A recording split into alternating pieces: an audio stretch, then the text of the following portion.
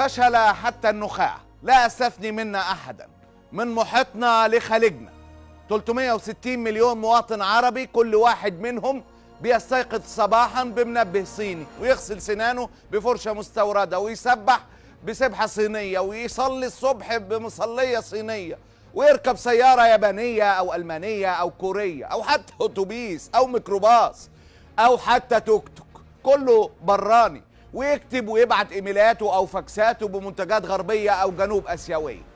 24 ساعة من ال 24 ساعة بتاعت اليوم، كل اللي بيستخدمه أي مواطن عربي من ال 360 مليون لم ينتجه ولا أنتجه أي مصنع عربي. أكدت لك مرارا إنه لو اختفت 360 مليون اللي عايشين في الوطن العربي، إيه اللي هيحصل في العالم؟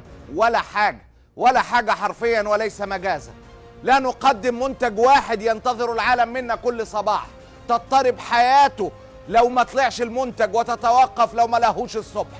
العالم بيستنى مننا بس النفط، وده في الأرض مش هناخده معانا لو اختفينا. بل إن الغالبية العظمى من علمائنا ومفكرينا والعباقرة بتوعنا أصلا موجودين عندهم. فنحن والحمد لله بيئة طاردة لأي إبداع إلا التمثيل والغنى والرقص وقليل من الكورة. هذه بقعة من العالم تم تفريغها من معظم أصحاب العقل. هناك يقدرون قيمة العقول. إذن لا إنتاج ولا إبداع. العالم هيفتقد حاجتين فقط: قاعدة استهلاكية ضخمة لكل حاجة بما فيها السلاح اللي احنا أكبر مشترينه في العالم، والعالم سيفتقد شعوب يتم تجريب كل أنواع الأسلحة الجديدة فيها عشان يعدلوها أو يظبطوها أو يحدوا من آثارها المدمرة زي القنابل الكيماوية أو الجرثومية كده. شوف، أهم حاجة وأغلى حاجة في حياة المسلمين اللي هم أغلب العرب يعني بدون تفكير، المصحف الشريف. ده مصحف شريف، بس ده مش مصحف عادي، ده مصحف معاه قلم.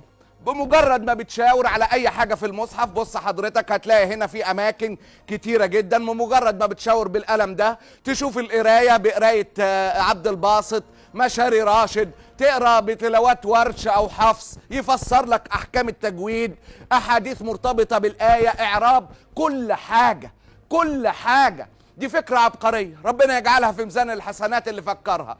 صنع فين؟ صنع في تايوان. حتى المصحف صناعة تايوانية أو صينية. ويقول لي أمة إيه؟ هل هي صدفة إن مفيش ولا حاكم مر على الأمة دي من ساعة ما تحررت وقرر إن بلاده تكون دولة صناعية زي ماليزيا أو الصين مثلا؟ مفيش حد غلط، مفيش حد حاول. هل هي صدفة؟ ليست صدفة ولا مفارقة قدرية، بل هي مؤامرة عربية وليست كونية. فيكفي فقط أن تضع عملاء في سدة الحكم لياخدوا الأمة إلى ما هي فيه بالظبط على حطة إيديك، زي ما أنت شايفها النهاردة في نوفمبر 2017، وسيب إيديك بعديها.